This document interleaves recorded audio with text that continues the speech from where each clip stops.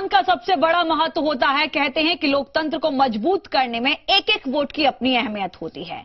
ऐसे में उनका क्या जो अपनी ड्यूटी की वजह से अपने गांव, घर या शहर और प्रदेश से दूर हैं।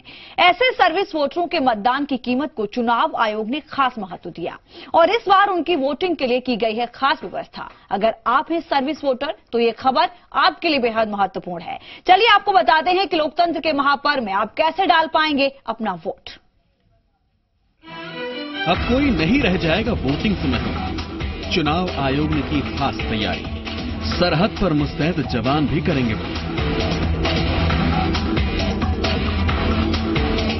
सरहद की रक्षा कर रहे जवानों को लोकतंत्र की प्रक्रिया में भागीदार बनाने की निर्वाचन विभाग की व्यापक तैयारी है। इसी कड़ी में लोकसभा चुनाव में पहली बार electronic transmit postal ballot system यानी ETPBS का नुस्खा आजमाया जा रहा है। राज्य के 1,34,000 से ज्यादा सर्विस वोटर्स इस सिस्टम से अपनी लोकतांत्रिक प्रक्रिया में भागीदारी सुनिश्चित कर सकेंगे।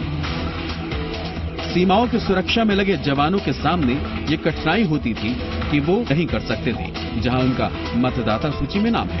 अब इन 1,34,000 से ज्यादा सर्विस वोटर्स के मतदान के लिए भारत निर्वाचन आयोग ने विशेष व्यवस्था की है। इसके तहत लोकसभा चुनाव में पहली बार ETPBS पद्धति से मतदान कराया जाएगा।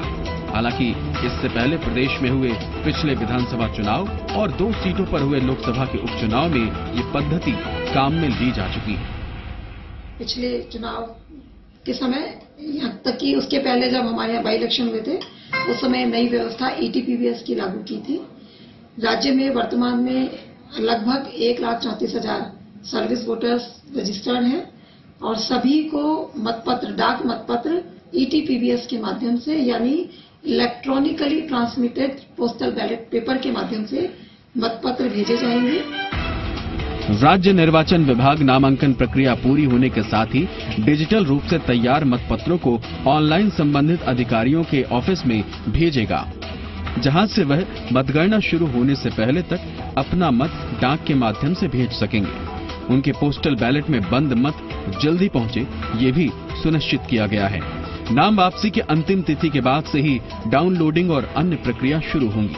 लेकिन आपके लिए ये जानना सबसे पहले जरूरी है कि आखिर सर्विस वोटर्स होते कौन हैं। तो चलिए आपको ये भी बताते हैं। जो व्यक्ति थल सेना, जल सेना या वायु सेना में है, जो व्यक्ति आर्मी एक्ट के तहत केंद्रीय बल में है, जो स्टेट आर्म्ड पुलिस फोर्सेस का सदस्य है और अपने राज्य से बाहर पदस्थापित है, जो व्यक्ति भारत सरकार की सेवा में विदेश में पद स्थापित है। तो ऐसे लोग जो सर्विस वोटर्स हैं, उनके लिए वोटिंग की प्रक्रिया होती है और कैसे होता है उनका रजिस्ट्रेशन, ये भी जानना आपके लिए जरूरी है। तो सर्विस वोटर्स के मतदान की पूरी प्रक्रिया क्या होती है, इसे समझिए। www.servicevoters.nic.in पर लॉगिन करें। फॉर्म संख्या 2 डाउनलोड करें। डाउनलोड हुए फॉर्म को भरें। फॉर्म संख्या 2A स्टेट आर्म्ड फोर्सेस के लिए होता है। फॉर्म संख्या 3 विदेश में पोस्टेड व्यक्ति के लिए होता है। इनक्रिप्टेड होने के चलते यह फॉर्म कॉपी नहीं किया जा सकता, न ही इस फॉर्म से कोई छेड़छाड़ हो सकती है। हर वोट के साथ जनरेट होता है एक QR कोड, जिससे डुप्लीकेसी करना हो जाता है असंभव। मतगणना के समय होता है QR कोड का मिलान।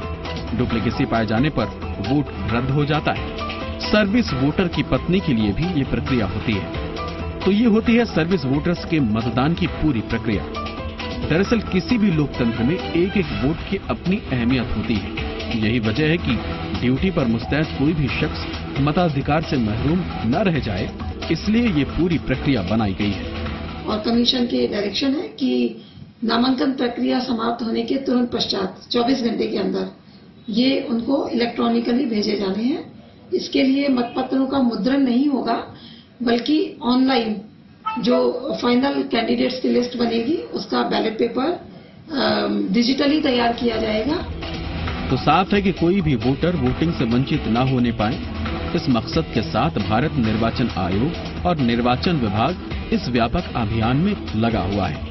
लेकिन इसकी सफलता इस पर निर्भर है कि पूरी प्रक्रिया को कितनी जल्दी और कितनी सटीकता से अंजाम दिया जाए।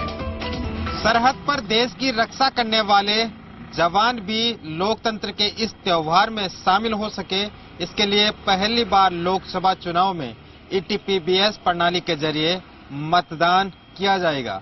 प्रदेश के 1,34,000 ऐसे सर्विस वोटर हैं जो ईटीपीबीएस के जरिए मतदान करेंगे। कैमरा पर्सन संजय कुमार के साथ भरत राज, जी मीडिया, जयपुर।